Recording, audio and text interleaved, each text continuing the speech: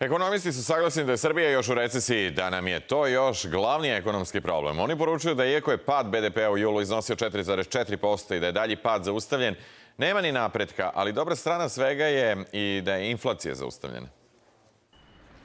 Krizi u Srbiji se ne nazire kraj. Privreda stagnira, u zemlju ulazi manje kapitala, ali se manje uvozi i troši. Procene su da će inflacija biti manje od 9%. Za pokrivanje budžetskog deficita već smo se zadužili. Mislim da vlada još uvek nije prelomila, odlučila u pravcu koji je ekonomski racionalan, da se taj deficit smanji na neki 3,5% bruto domaćeg proizvoda. Sad, druga strana toga je što to zahteva značajno smanjenje javne potrošnje, a verovatno uz to moguće i izvesno povećanje poreza.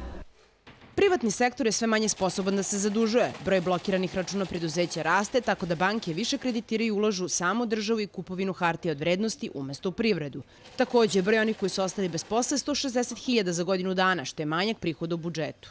Po ovoj postojećoj situaciji budžet je kratak svakog meseca, negde od 10 do 12-13 milijardi dinara, što naravno mora da se nadomesti sa dodatnim zaduživanjem.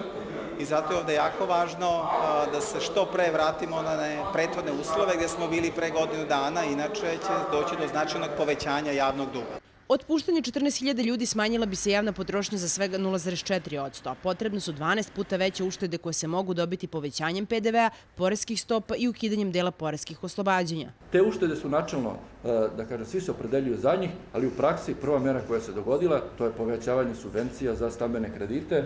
Takođe imamo recimo najavu državne intervencije za oporavak nekih preduzeća, tako da kad se krene sa načelnih opredeljenja do konkretnih rešenja, pojavljuju se velike teškoće. Ekonomisti smatraju da otpuštanje u doba krize nikako nije dobro, jer bi uticalo na porast sive ekonomije. Svetlana Milenković, Fox televizija.